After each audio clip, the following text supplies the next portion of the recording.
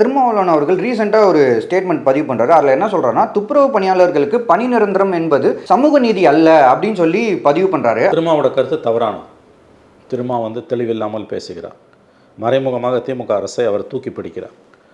தலித்துகள் பெரும்பாலும் பட்டியலின மக்கள், ஒடுக்கப்பட்ட மக்கள் தான் அந்த தொழிலை 99%, 100% அவங்க தான் செய்கிறாங்கன்றது உண்மை. அவங்கள பணி நிரந்தரம் செய்வது, நிரந்தரமாக அவங்கள ஸ்டிக்மா, அவங்களுக்கான ஒரு அவப்பெயர் என்று சொல்வது தவறான ஒரு பார்வை. விரும்பி யாரும் அவர்களை அந்த தொழிலில் தள்ளவில்லை. அந்த தொழிலை தவிர வேறு எந்த தொழிலும் அவங்க செய்யக்கூடாதுன்னு யாரும் சொல்லலை. ஆனால் அந்த தொழில்னு ஒன்று இருக்க வரைக்கும் அதில் இருக்கவங்களுக்கு ஒரு நிரந்தரமான பணி பாதுகாப்பு இருந்தால் தான் அவங்க நிம்மதியாக வேலை செய்வாங்க. இன்னொன்று, அந்த மாதிரி பணி பாதுகாப்பு இருந்த காரணத்தால் தான் அந்த குழந்தைகள், அவங்களோட குழந்தைகள் இன்றைக்கி பெரிய அளவில் படித்து முன்னேறி வந்திருக்காங்க. சாஃப்ட்வேர் ப்ரொஃபஷனலாக, பேராசிரியர்களாக, ஏன் சிலர் பொறியியல் வல்லுநர்களாக கூட வந்திருக்காங்க. அதனால் இதை ஜாதி அடிப்படையில் நிரந்தரன்றது அவங்கள குலத்தொழில் பண்ணுறதுக்கு நிர்பந்திக்கிறது அரசு, நிரந்தரமாக்குது, அவங்களோட ஸ்டிக்மாவை நிரந்தரமாக்குது என்ற பார்வை தவறான பார்வை.